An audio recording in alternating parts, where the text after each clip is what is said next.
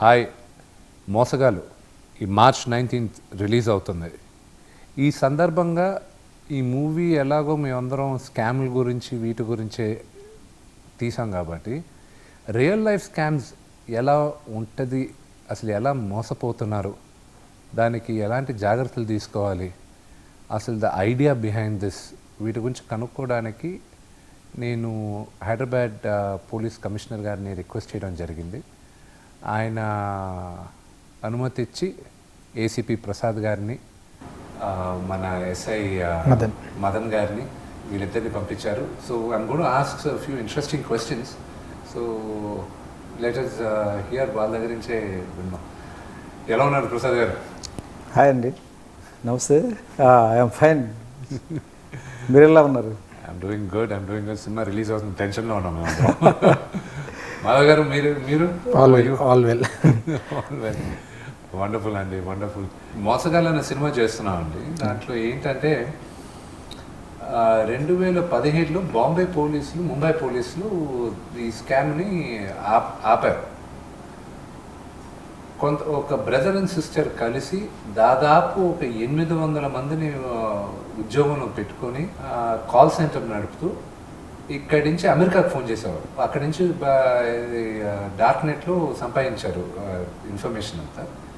Phone చేసి మేము IRS అంటే ఇంటర్నల్ రెవెన్యూ సర్వీస్, ఈ అమెరికన్స్ది ఉంది, మేము అక్కడి నుంచి ఫోన్ చేసి మాట్లాడుతున్నాం అంటే మీరు ట్యాక్సెస్ కట్టాలి, మీరు కట్టకపోతే ఇప్పుడు ఒక అరగంటలో పోలీసులు వచ్చి మిమ్మల్ని అరెస్ట్ చేసుకొని వెళ్తున్నారు అని ఇలా ఒక స్కామ్ రన్ చేసి 2800 కోట్లు స్కామ్ చేశారు.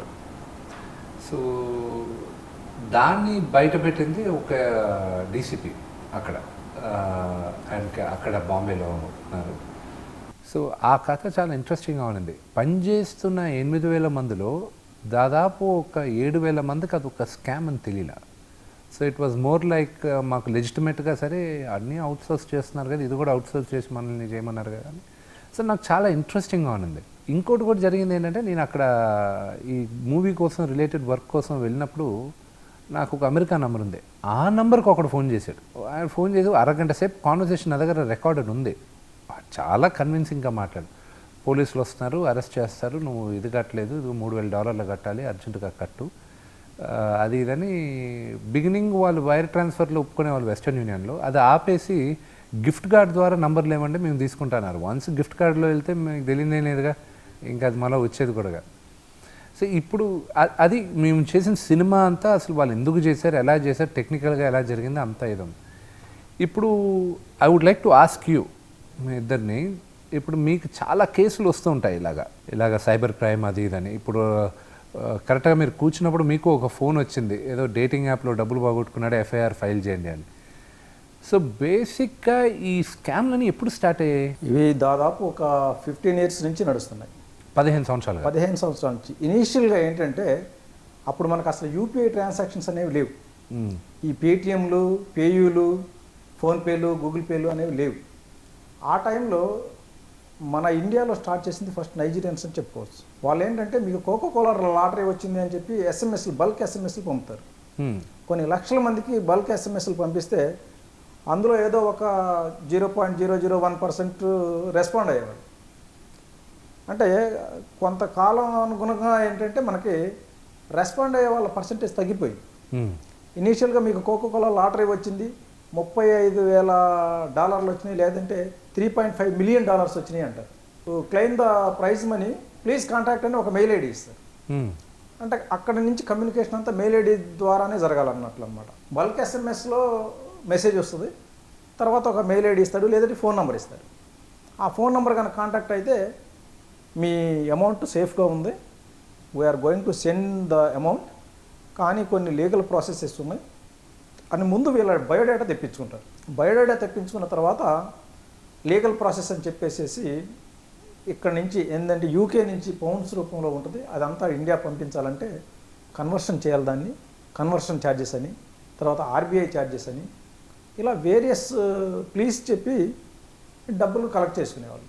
అవన్నీ కూడా ఢిల్లీలో ఉన్న కొన్ని అకౌంట్స్కి ట్రాన్స్ఫర్ చేయమని అడిగేవాళ్ళు. ప్రైవేట్ అకౌంట్స్ ఢిల్లీలో బ్యాంక్ అకౌంట్స్ వీళ్ళు బ్యాంక్ అకౌంట్స్కి ట్రాన్స్ఫర్ చేసేవాళ్ళు. అంత ఎంత డబ్బు కడుతున్నా ట్రాన్స్ఫర్ డబ్బు మనం కట్టే పోతూనే ఉంటాయి కానీ మనకు ప్రైజ్ మనీ రాదు. ఇంకా వీళ్ళకి కట్టే కెపాసిటీ అయిపోయిన తర్వాత గ్రహించేవాళ్ళు. తర్వాత మనం పోయి వెరిఫై చేస్తే ఈ ఫోన్ నెంబరు ఇట్లా కొంతమందిని చీట్ చేసిన తర్వాత ఫోన్ నెంబర్ తీసి పడేస్తారు. అది స్విచ్ ఆఫ్ అయిపోతుంది.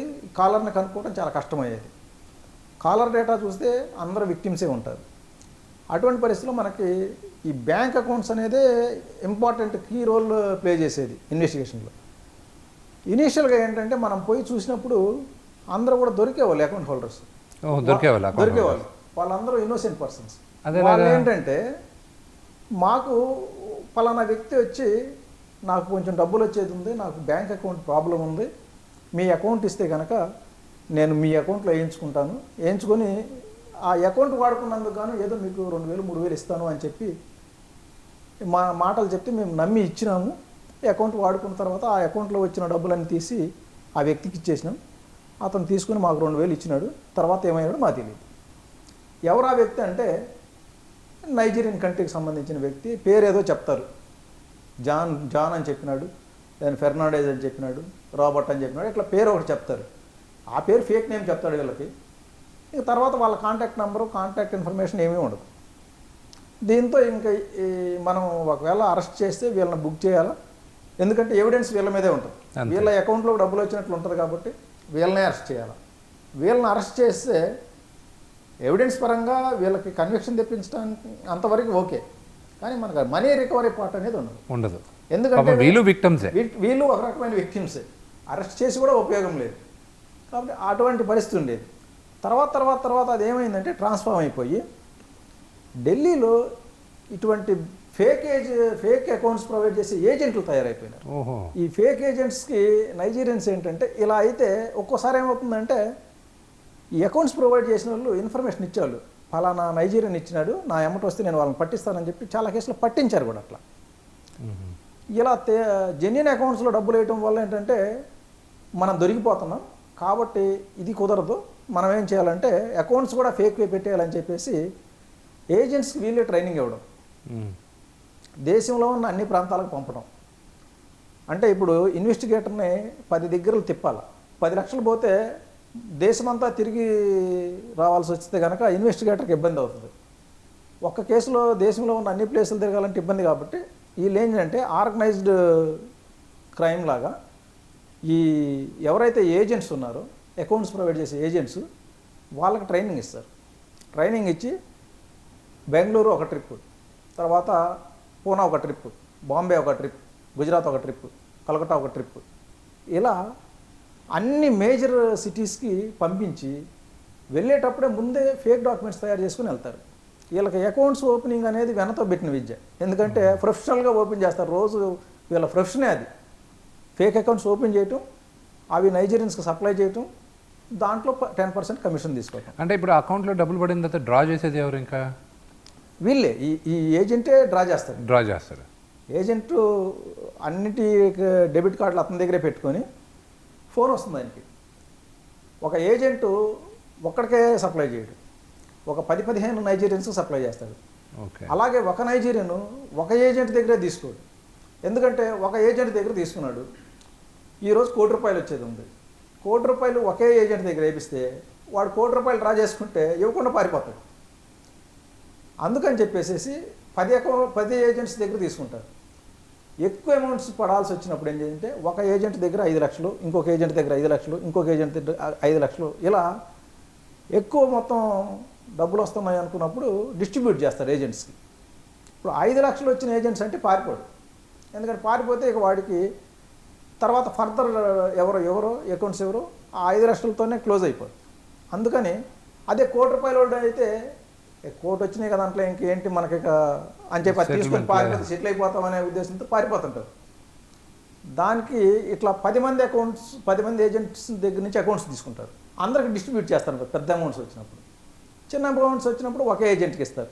ఒక 1,00,000 వచ్చింది, 1,00,000 వస్తే ఒక ఏజెంట్కి ఇస్తాడు. ఆ ఏజెంట్ దాన్ని 2 అకౌంట్స్కి డిస్ట్రిబ్యూట్ చేస్తాడు. అంటే డ్రా చేసుకుంటానికి అన్నమాట.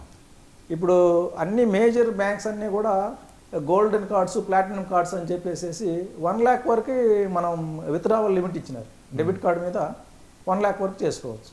అదే మామూలు కార్డ్స్ అయితే 40,000 50,000 వరకు ఉన్నాయి. వీళ్ళందరూ కూడా ప్రీమియం ప్లాటినం కార్డ్స్ తీసుకుంటారు. ప్లాటినం డెబిట్ కార్డ్స్లో ఏంటంటే 1 lakh వరకు లిమిట్ ఉంటుంది. కాబట్టి ఇప్పుడు 5 లక్షలు పడితే కనుక దాన్ని 5 అకౌంట్కి డిస్ట్రిబ్యూట్ చేసేస్తారు.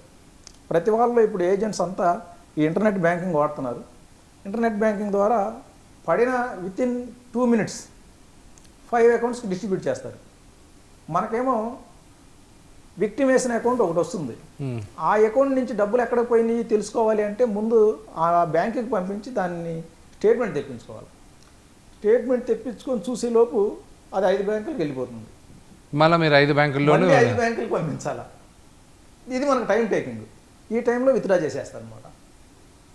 ఇలా ఇప్పుడు ప్రస్తుతానికి ఏజెంట్ సిస్టమ్ వచ్చేసింది అకౌంట్స్ విషయంలో. నైజీరియన్స్ చేసే ట్రెండ్ కూడా ఇంతకు ముందు మార్చేసి ఇప్పుడు ఎక్కువ ఫేస్బుక్ మ్యాట్రిమోనియల్ చేస్తున్నారు వాళ్ళు. Facebook matrimonial. ఫేస్బుక్లో కనుక మనకి ఎప్పుడైనా సరే ఫారినర్ నుంచి ఫ్రెండ్ రిక్వెస్ట్ వచ్చింది అంటే నో డౌట్ అది సెంట్ బై నైజీరియన్ అని ఖచ్చితంగా చెప్పాలి. ఎందుకంటే మనకు ఫారినర్స్, తెలియని ఫారినర్స్ ఎవరు కూడా ఫ్రెండ్ రిక్వెస్ట్లు పంపరు. అలా వైట్ స్కిన్ ఫోటోతో కనుక రిక్వెస్ట్ వచ్చిందంటే నో డౌట్ అది నైజీరియన్ పంపించినట్లే. మ్యాట్రిమోనియల్స్లో ఎలాగ స్కామ్ జరుగుతుంది? మ్యాట్రిమోనియల్స్లో ఎలా అంటే మనకి మ్యాట్రిమోనియల్ ప్రొఫైల్స్లో ఫారిన్ అలయన్సెస్ అన్నీ కూడా జెన్యున్ కాదు. అందులో దాదాపు ఒక 20% ఫేక్ ఉంటాయి. పేర్లేమో ఇండియన్ పేర్లు ఉంటాయి, ఫొటోస్ ఏమో ఫారిన్ ఫొటోస్ ఉంటాయి, అంటే వైట్ స్కిన్ ఫొటోస్. మనం చూస్తేనేమో పేరు ఇండియన్ పేరు ఉండగానే మనం అట్రాక్ట్ అవుతాం. ప్రొఫైల్ చాలా చాలా క్వాలిఫైడ్ ప్రొఫైల్ అనమాట. డాక్టర్స్, ఇంజనీర్స్, మంచి ప్రొఫెషనల్స్ లాగా క్రియేట్ చేస్తారు. బాగా హై ఎర్నింగ్ ఉన్నట్లుగా చూపిస్తారు. చూపించి వాళ్ళే రిక్వెస్ట్ పంపుతారు మనకి. పంపితే మనం చూడగానే ఎవరైనా మంచి ప్రొఫైల్ ఫారిన్ యూకే నుంచి వచ్చిందంటే మన వాళ్ళు ఆటోమేటిక్గా అట్రాక్ట్ అవుతారు. అవి కాంటాక్ట్ చేస్తే వాడికి వాళ్ళ ముందు ఒక వాట్సాప్ నెంబర్ ఇస్తాడు, +44తో స్టార్ట్ అయ్యే వాట్సాప్ నెంబర్. అది చూడంగా మన వాళ్ళు నిజంగా బ్రిటన్ నుంచి వస్తుందని చెప్పి నమ్మి చాటింగ్ చేస్తారు. వాళ్ళు పంపేది ఎట్లా అంటే ఇండిపెండెంట్గా ఉండి జాబ్ చేసే విమెన్ని ఎంచుకుంటారు. ఉమెన్ ఏమో జెంట్స్ని ఎంచుకుంటారు. మెన్ అంటే వాళ్ళు క్రియేట్ చేసేది అన్ని ప్రొఫైల్స్ టార్గెట్ చేస్తారు. కానీ ప్రొఫైల్స్ అన్నీ కూడా నైజీరియన్ మేల్సే క్రియేట్ చేస్తారు. అంతా వాళ్ళే చేస్తారు. ఇండియాలో అయితే ఉండరు, వాళ్ళు ఉంటారు. ఉండేదంతా ఇండియాలోనే, ఢిల్లీలో, ముంబైలోనే ఉంటారు వాళ్ళు. ఎంతమంది ఉంటారండి? అంత కూడా చాలా మంది ఉన్నారు. అంత నెట్వర్క్ ఉంది వాళ్ళకి, ఇక్కడ ఉంది వాళ్ళకి. అది చెప్పాలంటే గ్లోబల్లీ ఆర్గనైజ్డ్ క్రైమ్ అదా. ఇంతకు ముందు ఏంటంటే, ఇప్పుడు కూడా ఇంతకు ముందని కాదు, ఇప్పుడు వాళ్ళు ఒక మెయిల్ పంపించారు అంటే మెయిల్ ఆరిజినేషన్ నైజీరియాలో ఉంటుంది, ఆర్ యూకేలో ఉంటుంది. యూకేలో ఉన్న మెయిల్స్ ఇన్ఫర్మేషన్ మనకు రాదు, సర్వర్ ఆరిజినేషన్ ఏమో నైజీరియా నుంచి వస్తుంది. మెయిల్ చూసుకున్న తర్వాత కమ్యూనికేషన్ డీటెయిల్స్, ఏదైనా ఫోన్ నెంబర్లు కావాలంటే ఒక +44 నెంబర్ వస్తుంది. దాంతో చాటింగ్ చేస్తేనేమో ఢిల్లీలో ఉన్నోడు మాట్లాడుతుంటాడు. ఇంతకుముందు ఎట్లా అంటే ఢిల్లీలో ఉన్న వాళ్ళు యూకేలో ఉన్న వాళ్ళ ఫ్రెండ్స్ యొక్క ఫోన్ నెంబర్స్ తీసుకొని వాట్సాప్ ఇక్కడ యాక్టివేట్ చేసుకుంటేవాళ్ళు. మనకి వాట్సాప్లో ఏంటంటే ఏదైనా ఫోన్ నెంబర్తో రిజిస్టర్ చేస్తే ఆ ఫోన్కి ఒక ఓటీపీ పంపుతారు. వీళ్ళు యూకే నెంబర్ పెట్టి యాక్టివేట్ చేస్తారు. యూకేలో ఉన్న ఫోన్ నెంబర్కి ఓటీపీ పోద్ది. వీళ్ళ ఫ్రెండ్ నెంబర్ ఇస్తారు అక్కడ, ఆ ఓటీపీ వీళ్ళు తెలుసుకొని దాన్ని ఇక్కడ యాక్టివేట్ చేస్తారు. అంటే యూకేలో ఉన్న ఫోన్ నెంబరు ఈయన ఫోన్లో ఇక్కడ ఢిల్లీలో యాక్టివేట్ అయిపోద్ది. దాన్ని పెట్టుకొని చాటింగ్ చేస్తుండేవాళ్ళు. ఇప్పుడు యాప్స్ వచ్చేసినాయి. యాప్స్ రావడం వల్ల ఇప్పుడు ఆ ఇబ్బంది లేకుండా పోయింది వాళ్ళకి. ఇంకా ఈజీ టెక్నాలజీ పెరిగేసరికి స్కామ్లు చేయడం ఇంకా ఈజీ అయిపోయింది. ఇప్పుడు జెన్యున్ పర్సన్స్కి ఎంత ఉపయోగపడుతుందో దానికంటే రెట్టింపు క్రిమినల్స్కి ఉపయోగపడుతుంది టెక్నాలజీ. కాబట్టి మీకు మనగా మీరు డీల్ చేసిందో వాట్ ఈస్ అంటే బాగా విచిత్రమైన case, what do you think మీరు హ్యాండిల్ చేసిన వాటిలో? Availability, accessibility of technology has become 2G, 3G, 4G, 5G. This evolution process probably 10 yearsలో 5Gకి వచ్చేసినాం. 2G, 3G 2 decades పడితే penetration for any cyber crimes has gone to the village level. ఇప్పుడు conventional క్రైమ్లో ఏంది, they want to do something or dacoity robbery చేయాలంటే they do a recce 3 days and they see what is the everything in ఏంటి, exit ఏంది, they all proper plan and then execute and they go where they leave the some foot prints. But contrary cyber crimes ఏంటంటే somebody will sit in Jharkhand, somebody will sit in Rajasthan, అతను చేసే victim over అనేది maybe ఆ rickshaw puller కూడా అయి ఉండొచ్చు. Because everything we are moving to digital payment systems, we are force to move. So they have no option, just auto rickshaw కూడా we are going with digital. So ఆయన for example ఆయన call చేసే అతను technology based, technology driven crimes ఉండే, as you said earlier case study which are referring to that US scam. So if you observe it, majority they convince you. All they have a basic information, then they'll convince you. That is called social engineering technique. Only technology use చేసి they'll come into your account, they hack into your account and they దాన్ని అక్కడ నుండి తీసేయడం అనేది ఉండదు. ఇప్పుడు మీరు అన్నట్టు స్పెషల్ వింత కేసులు అనేవి ఉండవు. Every day is a new case. ఇప్పుడు మీరు వచ్చి నాకు ఇది వింత అని చెప్పనీకు ఉండదు. మీరు ఏది చెప్పినా అది నేను నమ్ముతాను. సైబర్ క్రైమ్స్లో, కన్వెన్షనల్ క్రైమ్లో వచ్చి బిల్డింగ్ పైన నన్ను కొట్టాడు సార్, ఆ 2 బిల్డింగ్ జంప్ చేసి వచ్చిందంటే విచ్ ఈస్ వియర్డ్. అవును, అది జరిగే పని కాదు. కానీ సైబర్ క్రైమ్స్లో ఎవ్రీథింగ్ ఈజ్ పాసిబుల్. మీరు నా దగ్గరకు వచ్చి ఇది జరిగింది సార్ అంటే నేను నమ్ముతాను. బికాజ్ నేను రూల్ అవుట్ చేయలేను. అది కొత్త కాదు, వింత కాదు, నాకు కొత్త అయిపోతుంది. సో ఇంకో కొత్త టెక్నాలజీ వచ్చింది, వీ షుడ్ అడాప్ట్, నేర్చుకోవాలి. హైయెస్ట్ స్కామ్ అంటే ఇలాగ మోసపోయింది మీకు ఎంత? మీ కేసులో, మీరు హ్యాండిల్ చేసిన కేసులో ఏది హైయెస్ట్ డబ్బులు పోగొట్టుకుంటారు? ఇప్పుడు లాస్ట్ 1-2 ఇయర్లో 2020 ఆఫ్టర్ పాండమిక్ మీరు 2 కేసెస్ మంచి నేషనల్ వైజ్ సెన్సేషనల్ అయినాయి. వన్ ఈజ్ గేమింగ్ అని. సో మార్చ్ 2020 మన 22nd లాక్డౌన్ స్టార్ట్ అయింది కదా. స్టార్ట్ అయిన తర్వాత జనాలు ఇంట్లో కూర్చోవడం మొదలుపెట్టారు. సో దే వాళ్ళకు ఒక ఎంటర్టైన్మెంట్ కావాలా, గేమింగ్. సో గేమింగ్ అనేది ఒక ఆల్మోస్ట్ ఒక వ్యసనంలోకి వెళ్ళిపోయింది జనాలకు. అదంతా ప్రొవైడ్ చేసింది ఏంటంటే బెట్టింగ్ చేసి కలర్ ప్రెడిక్షన్స్ అనేవి విచార్ మనం మ్యానిపులేట్ చేయగలిగిన ఉన్నవి చైనా బేస్డ్ ఉండే అన్నట్టు. మన దగ్గరికి ఒక కేసు వచ్చినప్పుడు ఒక 4-5 సూసైడ్ కేసెస్ అయినాయి అక్రాస్ ఇండియా. అయ్యో. సో ఏంటి అంటే 2 లక్షలు 3 లక్షలు కొట్టుకొని ఆ టైంలో ఇంట్లో కూర్చున్నారు కాబట్టి దాన్ని కరెక్ట్ ఎక్స్ప్లాయిట్ చేశారు అన్నట్టు. ఇప్పుడు ఎవరైతే నేను చైనీస్ అని చెప్తున్నాను, మనం ఇన్వెస్టిగేషన్ 70,000 తోటి it was an FIR of 70,000 తోటి స్టార్ట్ అయితే సబ్సిక్వెంట్ ఇన్వెస్టిగేషన్లో మనం ఐడెంటిఫై చేసింది 2,000 crores. 2,000 కోట్లు ఎగ్జాక్ట్లీ ఆన్ గేమింగ్లో ఓన్లీ. అందుకే ఇప్పుడు తెలంగాణలో, ఆంధ్రాలో గేమింగ్ బ్యాన్ చేశారు. తెలంగాణలో బ్యాన్ చేసి 2017 చేశారు. యాక్చువల్గా అది బ్యాన్ చేయడం వల్ల ఈ కేసులు చేయగలిగాం. Okay, credit goes to the government. మనకి ఇప్పుడు గేమింగ్లో 2 రకాలు ఉంటాయి, స్కిల్డ్, అన్స్కిల్డ్ అని. ఇప్పుడు స్కిల్డ్ గేమ్ అంటే ఏంది, రమ్మీ, వేర్ మన మైండ్ అప్లై చేయాలి. అన్స్కిల్డ్ అంటే ఏంది, తీన్పత్తి, నీకు pure luck based games. So మన స్టేట్లో ఏంటంటే 2017లో అమెండ్మెంట్ ఏం చేశారంటే మీరు ఏ గేమ్ అని ఆడండి, ఇఫ్ యూ పుట్, మీరు డబ్బులు పెడితే ఇల్లీగల్. అది స్కిల్లా అన్స్కిల్డా వీ డోంట్ కేర్. ఆ యాక్ట్ ఉండడం వల్లనే మనం 2020లో ఆ ఎఫ్ఐఆర్ చేసాం. దగ్గర క్లోజ్ టు, మీరు ఊహించుకోండి, ఒక యాప్ డెవలప్మెంట్కి ఎంత డబ్బు ఖర్చు అవుతుంది? ఎక్కువ పెద్దగా ఏం అవ్వదు కదా, రైట్? అది యాప్ను సోషల్ మీడియా, మీకు సడన్గా ఒక మెసేజ్ వస్తుంది, వర్క్ ఫ్రమ్ హోమ్ అని వస్తుంది మీకు లింక్. అవును, ఇంట్లో కూర్చొని 15,000 సంపాదించండి అని వస్తుంది. న్యాచురల్గానే జాబులు పోయినాయి. సో క్లిక్ చేస్తారు, క్లిక్ చేసి చక్కగా ఈ యాప్లోకి వెళ్ళిపోతుంది. ఫస్ట్ మీరు ఆడినప్పుడు 100 రూపాయలు పెడితే 100% మీకు 100 వస్తుంది. ఫస్ట్ 10 గేమ్స్లో ప్రెడిక్షన్ రేషియో ఏంటంటే 7:3. 7 సార్లు మీరు గెలుస్తారు, 3 సార్లే పోతాయి. ఓహో. సో న్యాచురల్గా మీకు ఏమైపోతుంది, డబ్బు వస్తుంది, ఈజీ మనీ వస్తుంది. ఈజీ మనీ గేమ్లో నాకు డబ్బు వస్తుంది. ఈచ్ 3 minutesకి ఒక గేమ్ ఉంటుంది. ఈ తర్వాత జరిగేది ఏ గేమ్ కూడా మీకు రాదు. ఇంకా అడిక్ట్ అయిపోయి డబ్బులు పెడుతూనే ఉంటాడు. ఆ అమౌంట్ మనకు అసలు మేమే షాక్ అయిపోయాం, 2,000 crores అది. అబ్బా. ఇది ఇలా ఉంటే దీని సబ్సిక్వెంట్ మళ్ళీ కొత్తగా మీరు చూసి ఉంటారు, కాల్ మనీ అని, ఇన్స్టెంట్ లోన్స్ అని. మన దగ్గర మళ్ళీ ఆ కేసు ఇన్వెస్టిగేషన్, అది కూడా అంతే. మనకు బేసిక్ 1-2 కంప్లైంట్స్ ఇస్తే volume of the transaction is around 25,000 crores. 25,000 కోట్లు. 25,000 కోట్లు. 3,000 కోట్లు అమెరికా డబ్బు ఎక్కువ అనుకుంటున్నా, ఇది 25,000 కోట్లు మన ఊర్లోనే జరుగుతుంది. And for your information, entire money is Indian money. మొత్తం ఇండియన్స్ మనీ.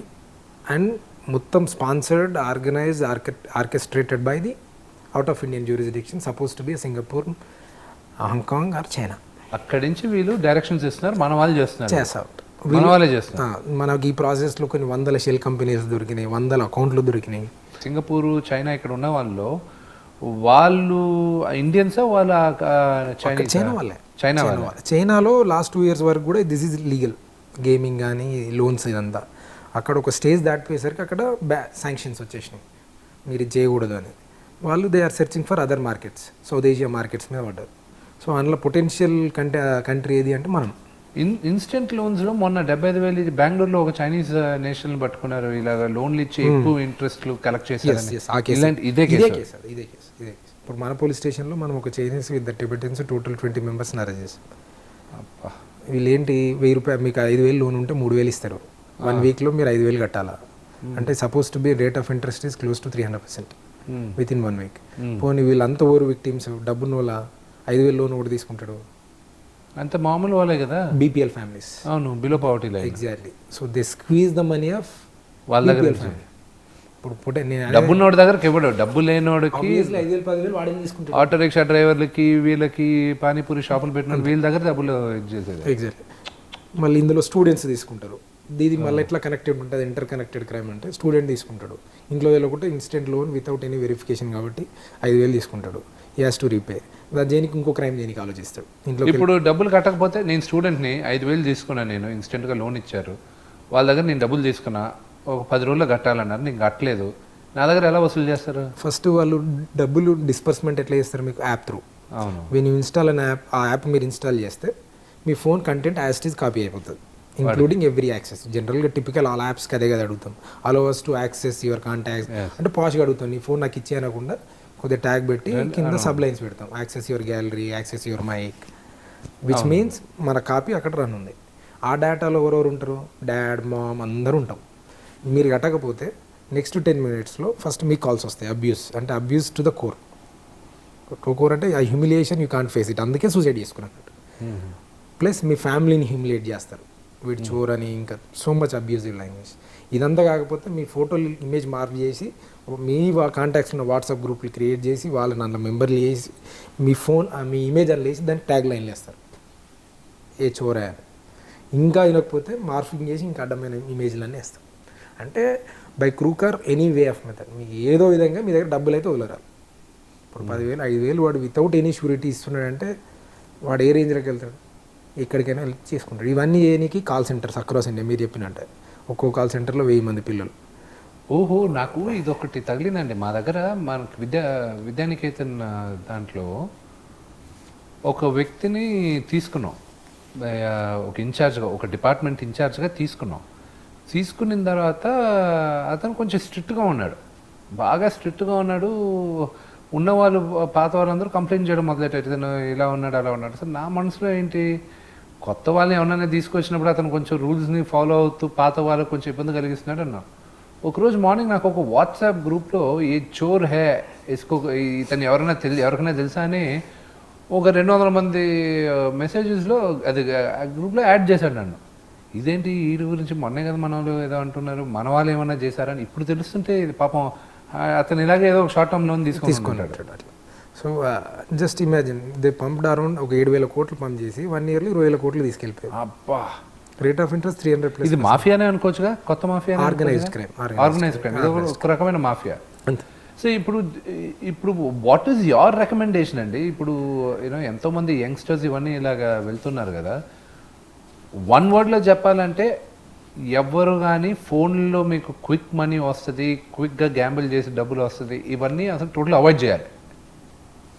ఖచ్చితంగా టోటల్గా అవాయిడ్ చేశారు. ఇప్పుడు వన్స్ డబ్బులు నా చేతిలో నుంచి వెళ్ళిందంటే ఇంకా వచ్చే ప్రసక్తే లేదు. అంటే ఇది లోన్ తీసుకుంటున్నారు కదా, లోన్ సంగతి వదిలేండి. ఇప్పుడు మీరు అన్నారు డేటింగ్ యాప్లో డబ్బులు పోయాయని, అవును, పోతే ఇంక వచ్చే పరిస్థితే లేదు. అంటే ఆ క్రిమినల్ని పట్టుకుంటే తప్ప, లేకపోతే రికవరీ కావడం కష్టం. మీరు చెప్పే ఉద్దేశం ప్రకారం వాడు అన్ని బ్యాంక్ ట్రాన్స్ఫర్లు చేసుకొని అన్నీ వెళ్ళిపోతుంటే ఎక్కడ పట్టుకుంటాం మనం వాళ్ళని? పట్టుకోవడం కూడా చాలా డిఫికల్ట్ అయిపోయింది. అంటే రోజు ఏంటంటే క్రిమినల్ కూడా అప్డేట్ అవుతున్నాడు.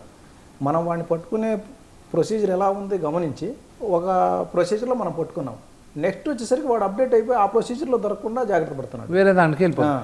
మా డ్రైవర్, మా అమ్మ డ్రైవర్ ఉన్నారు పాపం, ఆ అబ్బాయి ఏదో బజాజ్ ఆటో ఫైనాన్స్ ఏదో వచ్చిందంటే దాన్ని ఏదో క్లిక్ చేశాడు, కట్ చేసి వాడు అకౌంట్లో 75,000 ఆటో డెబిట్ అయిపోయి ఉంది. వాడు లైఫ్ సేవింగ్స్ అంతా అదే. ఎగ్జాక్ట్లీ. పాపం ఎన్నో 4-5 సంవత్సరాల నుంచి మిగిలి పెట్టుకునే డబ్బు 75,000 పోయింది. సరే మేము ఉండే ఏదో కాస్త కోసం మేము ఇచ్చాం అనుకోండి, బట్ ఇవ్వగలిగాం, ఏదో ఆ మొత్తం ఇవ్వలేకపోయినా కాస్త కోసం మేము కొంచెం సపోర్ట్ చేసాం. ఇవ్వలేని వాళ్ళ పరిస్థితి, పోయిన వాళ్ళ పరిస్థితి. అవును. So how do you prevent this? దీన్ని ఎలా ఆపగలవా మనం? అంటే ప్రివెన్షన్ ఏం లేదు సార్ ఇందులో. Best solution be aware or vigilant. అందరూ నాకు తెలియదు అంటే కుదరదు, చదువుకున్నా చదువుకోకపోయినా ఏం చేయాలో ఏం చేయకూడదు అనేది మేము రెగ్యులర్గా సార్ కూడా రెగ్యులర్ అవేర్నెస్ కండక్ట్ చేస్తాం. చూసాను వీడియో, చాలా బాగుంది సార్. లీడింగ్ మ్యాగజైన్స్లో అన్నిట్లో రెగ్యులర్గా వస్తుంది ఈరోజు జరిగిన క్రైమ్ లేనిది ఆన్లైన్లో. ఇప్పుడు సార్ చెప్పినట్టు మ్యాట్రిమోనియల్ ఫ్రాడ్ మొదలు పెడితే ఒక OLX ఫ్రాడ్ ఉంటుంది, అన్ని ఫ్రాడ్స్కి సంబంధించి ఎవ్రీడే పేపర్లు వస్తుంది. అఫెన్స్ అయిన తర్వాత recovery percentage very less. Reason is అది డిస్పోజ్ అయి ఉంటుంది. అఫెన్స్ కాకముందు ఏం చేయాలంటే ఇప్పుడు మీరు చెప్పినట్టు ఐదర్ ఇప్పుడు దీంట్లో కూడా ఇంకో చిన్న యాడ్ ఆన్ చేస్తాను. ఇప్పుడు డేటింగ్ యాప్స్ బాగా నడుస్తున్నాయి. కరెంట్ ట్రెండ్ ఏంటంటే డేటింగ్ యాప్స్. మీరు యూట్యూబ్ ఓపెన్ చేస్తే మీకు కనిపిస్తూనే ఉంటారు. అవును, విచిత్రమైన ఫోటోలతోటి ఇన్స్టాల్ చేయమని. వాళ్ళు ప్లే స్టోర్లో ఉండరు, ఓన్లీ ఇలాంటి యాప్స్లో సోషల్ మీడియాలోనే ఉంటారు. ప్లే స్టోర్లో ఎందుకు ఉండరు అనే దానికి ఆన్సర్ అక్కడే ఉంది అన్నట్టు. సో ఇల్లీగల్ అన్నీ ఏది గూగుల్ ప్లే స్టోర్లో కానీ యాపిల్ iOSలో కానీ వీటిలో ఉండరు. 90% ఉండదు, 99% ఉండదు. సో అక్కడ లేకుండా ఓన్లీ బయట సోషల్ మీడియాలో వీళ్ళు కనిపిస్తున్నారంటే something wrong with that. Okay, ఒకటి ఆ యాప్ ఇన్స్టాల్ చేసినప్పుడు సమ్ కైండ్ ఆఫ్ మాల్వేర్స్ వైరస్లో ఏవో డౌన్లోడ్ అయిపోతే ఒక section of crime. Second crime ఏంటంటే వాళ్ళకి లిమిటేషన్ లేదు. ఇప్పుడు వెనేసే డేటింగ్ యాప్ మీరు ఇన్స్టాల్ చేసిన తర్వాత వాళ్ళు సింగిల్ మెన్ అంటే ఎవరైతే ఉంటారో వాళ్ళని ఎక్స్ప్లాయిట్ చేయడం స్టోరీ చేస్తారు. ఇందులో మనకు తెలిసిన కొన్ని ఇన్వెస్టిగేషన్ ఇంట్రెస్టింగ్ ఫ్యాక్ట్స్ ఏంటంటే డేటింగ్ యాప్లో మీరు అపోజిట్ జెండర్ తోటి మాట్లాడడానికి ఇష్టపడతారు, కానీ అపోజిట్ జెండర్ అమ్మాయి కాదు, అక్కడ అబ్బాయి ఉంటాడు. ఈ యూజర్ సమ్ అదర్ యాప్ ఒక అప్లికేషన్ వాడితే అమ్మాయి లైక్ కనిపిస్తుంటాడు మనకు. అవును, ఉన్నాయి. ఇప్పుడు ఇన్స్టాలోనే ఉంది, చాలా ఉన్నాయి. ఇక్కడ ఉన్నాడు అనుకుంటే నేను అమ్మాయితో మాట్లాడుతున్నాను అనుకుంటాడు వాడు అక్కడ, కానీ మాట్లాడేది చూసేది అబ్బాయినే. ఈయన చూసేది విజువల్లీ కూడా అంటారు కదా, చూస్తే కానీ నమ్మకూడదు. చూసినా కూడా అమ్మాయి అక్కడ, కానీ అబ్బాయి అబ్బాయి ఫిల్టర్లు అవి అన్ని పెట్టుకొని voice modulation everything, body structure everything అమ్మాయి ఉన్నాయి. స్నాప్చాట్ అన్న దీంట్లో కూడా టూ మెనీ ఫిల్టర్స్ అప్లై చేసుకొని టూ మెనీ యాప్స్ వచ్చినాయి. అంటే పాయింట్ నేను ఏం చెప్తున్నా అంటే సైబర్ క్రైమ్స్కి వచ్చేసరికి చూసి నమ్ము అని చెప్పే పరిస్థితి కూడా లేదు. అంత వొలటైల్ అయిపోయింది, అంత అన్ప్రెడిక్టబుల్. ఇప్పుడు 2021లో ఉన్నాం. ఇప్పుడే ఇలా ఉంటే ఇంకా నెక్స్ట్ 5 to 7 yearsలో అసలు మామూలు డిపార్ట్మెంట్ కన్నా మీ డిపార్ట్మెంట్కి ఎక్కువ ఫండింగ్ వచ్చేటట్టుంది ఫైట్ చేయడానికి. My God. అండ్ దీనికి విక్టిమ్స్ అంతా మేజర్గా చిన్న టౌన్స్లో ఉన్న వాళ్ళు, విలేజెస్, స్టూడెంట్స్ వీళ్ళే ఉంటారు మేజర్గా. మనం అలా అనుకుంటున్నాం, కానీ మనకి ఈ రిపోర్టింగ్ చూస్తే అందరూ కూడా మా హైదరాబాద్ సిటీ చుట్టుపక్కల ప్రాంతాల వాళ్ళు హైదరాబాద్ సిటీ వాళ్ళే ఎక్కువ ఉన్నారు. ఎడ్యుకేటెడ్, అంత బాగా తెలిసిన. దీనికి ఎడ్యుకేషన్కి అన్ఎడ్యుకేషన్కి తేడా లేదు, ఏం లేదు. ఎడ్యుకేటెడే ఎక్కువ మంది ఉన్నారు. మనకి రీసెంట్గా ఈ OLX ఫ్రాడ్స్ బాగా వస్తున్నాయి. OLX ఫ్రాడ్స్లో ఏంటంటే ఇంతకుముందు వాళ్ళు యాడ్స్ పెట్టేవాళ్ళు, క్రిమినల్స్ పెట్టి 2-wheeler 4-wheelers యాడ్స్ పెడతారు. కొత్తగా ఉన్న 5G యాక్టివా 20,000 అని రేట్ పెడతాడు. బ్రాండ్ న్యూ లాగా కనపడుతుంటుంది. పెట్టి 20,000 అనగానే మన వాళ్ళు అట్రాక్ట్ అయ్యేవాళ్ళు. అట్రాక్ట్ అయ్యి మాకు కావాలంటే సరే మీరు ఒక పని చేయండి, నేను మిలిటరీలో పనిచేస్తున్నాను, నేను మీకేమీ మోసం చేయను అని చెప్పి దాని రిజిస్ట్రేషన్ సర్టిఫికేట్ పంపుతాడు. తర్వాత ఆధార్ కార్డు పంపుతాడు. తర్వాత మిలిటరీ స్మార్ట్ కార్డు ఒకటి పంపుతాడు. ఈ 3 చూడగానే వీళ్ళకి ఒక కాన్ఫిడెన్స్ వస్తుంది, జెన్యూన్గా ఉంది. మిలిటరీలో పనిచేస్తున్నాడు, ఆధార్ కార్డు పంపించాడు, రిజిస్ట్రేషన్ సర్టిఫికేట్ పంపించాడు. ఈ రిజిస్ట్రేషన్ సర్టిఫికేట్ ఎట్లా సంపాదిస్తాడంటే యాక్చువల్గా దీని ఓనర్ ఎక్కడో యాడ్ పెట్టుంటాడు, ఒరిజినల్ జెన్యూన్ యాడ్. ఆ యాడ్కి కాల్ చేస్తారు. కాల్ చేసి మీ బండి నాకు బాగా నచ్చింది, దీని ఆర్సీ పంపండి అంటారు. అంటే అమ్ముకునే అతను మరి ఆర్సీ పంపకపోతే ఎట్లా అని చెప్పి ఆర్సీ పంపుతాడు. తర్వాత ఇది ఎవరి పేరు మీద ఉందంటే ఏదో ఆర్సీలో ఒక పేరు ఉంటుంది, ఈ పేరు మీద ఆధార్ కార్డు పంపించండి అంటారు. వాళ్ళు మరి కొనే వాళ్ళకి ఆధార్ కార్డు కూడా పంపితేనే కదా నమ్మేదని ఆధార్ కార్డు పంపుతాడు. దీన్ని ఇంకోటి దగ్గర వాడతాడు. ఈ 2 వచ్చేసింది, ఆధార్ కార్డు రిజిస్ట్రేషన్ వచ్చేసింది. ఈ ఆధార్ కార్డులో ఉన్న పేరు తీసి ఆల్రెడీ వాళ్ళ దగ్గర ఈ పీడిఎఫ్లో ఇది తయారు చేసుకొని పెట్టుకుంటారు. ఇప్పుడు అందరూ ఫోటోషాప్ అనేది చాలా కామన్ అయిపోయింది, ఈజీ అయిపోయింది. అదే నేర్పిస్తుంది మనకు ఎట్లా తయారు చేయాలనేది. ఫోటోషాప్లో వేసేసి ఒక ఆర్మీ స్మార్ట్ కార్డు తయారు చేసేస్తాడు. ఆ 3 పెట్టుకుని ఇదే యాడ్ని వాడు కాపీ చేసుకుని వాడు పెడతాడు. ఇక్కడ 70,000 పెడితే మనవాడు 20,000 పెట్టేస్తాడు. పెట్టేస్తే చూసే వాళ్ళకి 2 కనపడతాయి, 70,000 కనపడుద్ది, 20,000 కనపడుద్ది. ఇది ఒకటే ఫోటో, కానీ 70,000 అంటే కాస్ట్లీ కాబట్టి వీడికే కాల్ చేస్తాడు. 20,000 కాల్ చేస్తే వీడు కూడా అన్ని జెన్యూన్గా అన్నీ పంపుతాడు. స్మార్ట్ కార్డు పంపించాడు, రిజిస్ట్రేషన్ సర్టిఫికేట్ పంపించాడు, ఆధార్ కార్డు పంపించాడు.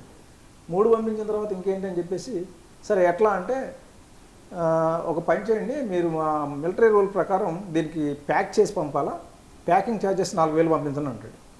అది పంపించిన తర్వాత ట్రాన్స్పోర్ట్ ఛార్జెస్ పంపాలా ఒక 4,000 అంటాడు. అదొక కట్టించేసుకుంటాడు. అది అయిపోయిన తర్వాత మిలిటరీ గేట్ ఛార్జెస్ అంటాడు. మిలిటరీ గేట్ పాస్ అవ్వాలంటే ఛార్జెస్ ఉంటాయి దానికి, అది 10,000 అండి. టోటల్ చెప్పిందేమో 20,000. ఇవే దాదాపు కట్టించేస్తాడు. కట్టించిన తర్వాత నేను మా కొరియర్కి ఇచ్చేసినాను, కొరియర్ తీసుకొని వస్తున్నాడు అంటాడు అని ఒక నంబర్ ఇస్తాడు. తర్వాత నెక్స్ట్ డే ఆడు కాల్ చేస్తాడు, నేను బైక్ తీసుకొచ్చాను, శంషాబాద్ ఎయిర్పోర్ట్ దగ్గర ఉంది, ఓనర్ మీకు హాఫ్ పేమెంట్ చేయమన్నాడు, 10,000 కడితే డెలివరీ చేసేస్తా అంటాడు. సరే ఇంకా ఎట్లాగూ తీసుకుంటున్నాం కదా దాంట్లో 10,000 కట్టేస్తాడు. కట్టిన తర్వాత మళ్ళీ కాల్ చేస్తాడు, ఓనర్ ఒప్పుకోవడం లేదు, 20,000 కడితేనే ఇవ్వమన్నాడు బైక్, మీరు 20 కడితే ఇస్తా లేకపోతే లేదంటే ఆ టైం కూడా కట్టేస్తాడు. అంటే ఇప్పుడు ఈ కట్టాల్సిన 20 వచ్చేసినాయి, ఆ ముందు ఆ ఛార్జ్ ఈ ఛార్జ్ అని చెప్పేసి కొంత కట్టించేసుకున్నాడు. టోటల్గా ఒక 40,000 వరకు లాగేశారు. లాగిన తర్వాత మీరు ఇందాక వేసిన 20,000 మాకు రిఫ్లెక్ట్ కాలేదు, అవి మళ్ళీ వేస్తే ఇస్తాం లేకపోతే లేదంటాడు. అంటే ఇది బేసిక్గా కకృతి వల్లే. అంతే. ఇప్పుడు యాక్చువల్గా 2020 మోడల్ బైక్ ఇంత చీప్గా రాదు అనేది అందరికి తెలిసిన విషయమే, కానీ కకృతి పడతారు.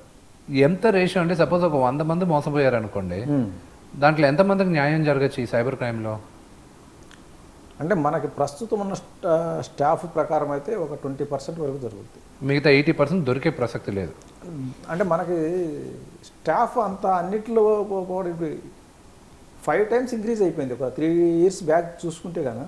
సో అక్రాస్ ద కంట్రీ పెరుగుతుందండి ఇప్పుడు ఇది, ఈ క్రైమ్స్ ఇంకా అక్రాస్ ద కంట్రీ ఇదే పెరగచ్చు. ఇదే ఇప్పుడు ఏం లేదు సార్, ఇప్పుడు న్యాయం అనే దానికి మళ్ళీ definition. What do mean by న్యాయం అంటే రికవరీ పియరమా, పట్టుకోవడమా? పిటిషన్ అయినా ఎఫ్ఐఆర్ అయినా రాజస్థాన్ బేస్డ్ మాకు 100 కంప్లైంట్లు ఉంటాయి మంత్లీ. ఇన్వెస్టిగేషన్ సేమ్ అందరికీ. ఇప్పుడు ఈయనకు సపరేట్ ఆయనకు సపరేట్ ఉంటుంది ఇన్వెస్టిగేషన్. ద ఎఫర్ట్ మేము పెట్టే ఎఫర్ట్ ఏదైతే ఉంటుందో ఇట్ ఈస్ సేమ్. మీరు అన్న న్యాయం డెఫినేషన్ ఏమవుతుంది అంటే విక్టిమ్కి ఏముంటుంది, ఆ జైలుకి వెళ్ళడమా, ఆయన చంపేయాలి ఉరిదీయాలని ఉండదు, నా డబ్బు వచ్చిందా లేదా ఆయన ప్రాబ్లం. మా ప్రాబ్లం ఏంది, అక్కడికి వెళ్ళి ఇప్పుడు సార్ చెప్పినట్టు చాలా అన్కన్వెన్షనల్గా ఉంటుంది. వాళ్ళు బేసికలీ మైగ్రేటెడ్ ఫ్రమ్ పాకిస్తాన్ అట్లా ఉంటారు, ఎక్కువ క్రౌడ్, సర్టన్ కమ్యూనిటీస్ ఉంటారు, ఫెరోషియస్గా ఉంటారు. తీసుకెళ్ళి చిన్న పిల్లల్ని ముంగటేయడం, లేడీస్ ముందుకు రావడం, ముసలోళ్ళు రావడం, అట్లా అంటే మనకు చాలా అన్కంఫర్టబుల్ సిచ్యువేషన్ బాగా క్రియేట్ చేస్తారు. ఇప్పుడు వాళ్ళు అతి కష్టం మీద ఒకరిద్దరిని పట్టుకొస్తాం. వాళ్ళకి ఏముంటుంది, దాన్ని 100 మందిని చీటి 10,000 చేసి ఉంటే 10 lakhs. ఆయన 10 lakhs ఎందుకు రికవర్ ఇస్తాడు? వచ్చి జైలుకి వెళ్తాడు, బెయిల్ తీసుకొని మళ్ళీ పోతాడు. 100 మంది కంప్లైంట్ చేయరుగా. ఎగ్జాక్ట్లీ. ఇప్పుడు 100 మంది చేసినా మా ఇన్వెస్టిగేషన్ సేమ్ ఉంటుంది. వీళ్ళందరూ లీడ్ టు ఒక విలేజ్కి వస్తాయి, 2 విలేజ్కి వస్తాయి. కానీ రికవరీ ప్రాసెస్ అనేది సార్ ఫస్ట్లో అయిపోయినట్టు సేమ్ అగైన్ అక్కడికి వస్తుంది బాల్ గేమ్. న్యాయము అంటే ఆయనకు అది న్యాయం. ఆ న్యాయం రోడ్ బ్లాక్ ఏంటంటే ఈ వ్యక్తి ఎవడైతే అక్యూజ్డ్ ఉంటారో వాళ్ళు ఒక ఆర్గనైజ్డ్గా అయిపోయారు, వాళ్ళకు సెటప్ అయిపోయింది, డబ్బులు ఖర్చు అయిపోయింది, డబ్బులు అంతా డిస్పోజ్ చేసుకోవడం, జైలుకి వెళ్ళడం, కానీ ఏదున్నా వాళ్ళు కూడా ఒక ప్రాసెస్కి వచ్చేసారు. అది కాదు, ఎంత స్మార్ట్ కాకపోతే డెకాయిటీ చేసేవాడు ఆన్లైన్ స్కామ్లు, ఇలాగ SMS స్కామ్లు ఇలా అక్కడికి ఎవాల్వ్ అయిపోయి ఉన్నారు. అంతే. అమేజింగ్. సో మనకి ఇంకొకటి ఏంటంటే పోలీసులు మూవబుల్ ప్రాపర్టీని సీజ్ చేయొచ్చు. వీళ్ళు ఏంటంటే మూవబుల్ ప్రాపర్టీ అంటే మనీ కానీ ఏదైనా మూవబుల్ థింగ్స్ పర్చేజ్ చేస్తే మనం వాటిని ఈ క్రైమ్ ప్రొసీడ్స్ అని చెప్పేసి రాసుకొని అవన్నీ సీజ్ చేసి తీసుకోవచ్చు.